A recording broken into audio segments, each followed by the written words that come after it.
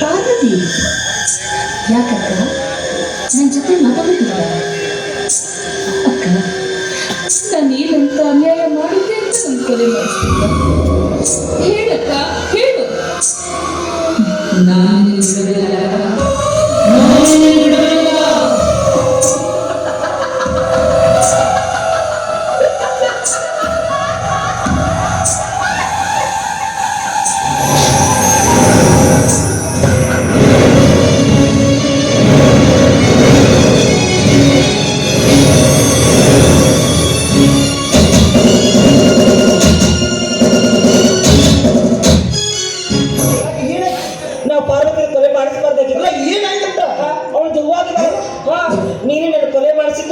ನೀನ್ ಬಿಡೋದಿಲ್ಲ ಅಂತ ನಾನು ಕೊಲ್ಲೋದಕ್ಕೆ ಬರ್ತಾ ಇದ್ದ.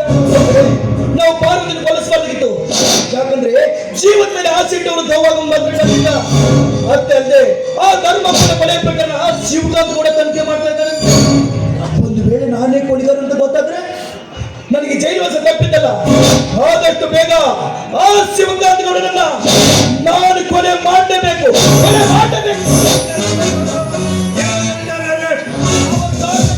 ಧರ್ಮಪ್ಪನ ಕೊಲೆ ಮಾಡಿದ್ದಕ್ಕಾಗಿ ಧರ್ಮಪ್ಪನ ಕೊಲೆ ಮಾಡಿದ್ರೆ ಅಂತ ಯಾರು ಹೇಳ್ತಾರೆ? ನಾನು ಹೇಳ್ತೀನಿ. ಓಹೋ ಸಾಹೇಬ್ರೆ, ಈಗ ನಾನು ಒಂದು ವಿಷಯ ಹೇಳ್ತೀನಿ. ಆ ಧರ್ಮಪ್ಪನ ಕೊಲೆ ಈ ಹಣಮ ಮಾಡ್ಯಾನಂತ ನೋಡೋಣ, ಅರೆಸ್ಟ್ ಮಾಡಿ ಅವನನ್ನ.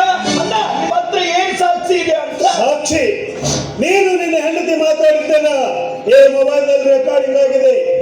ಮೇಲಾಗಿ ಧರ್ಮಪ್ಪನ ಕೊಲೆ ಬಗ್ಗೆ ಮೇಲ್ ಸಾಕ್ಷಿ ಹನುಮಂತನ ಇದ್ದಾನೆ. ಎಷ್ಟು ಸಾಕ? ಇನ್ನು ನಿನಗೆ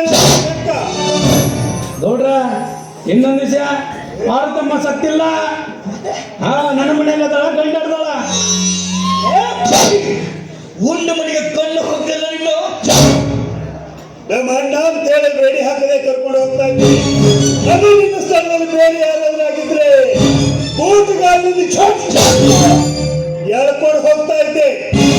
ಮರ್ಯಾದೆಯಿಂದ ಚೀಪ್ ಹತ್ತಿದ್ರೆ ಸರಿ, ಏನಾದ್ರು ಒತ್ತಿ ಹಾಕೊಂಡು ಹೋಗ್ಬೇಕಾಗುತ್ತೆ.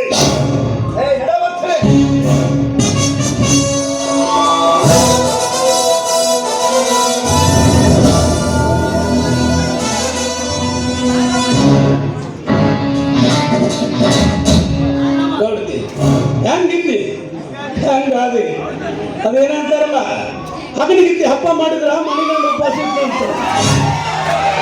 ನೀನಂತಕ್ಕೆ ನೋಡಿ ಹೇಳಿರ್ಬೋದು ಅವರು.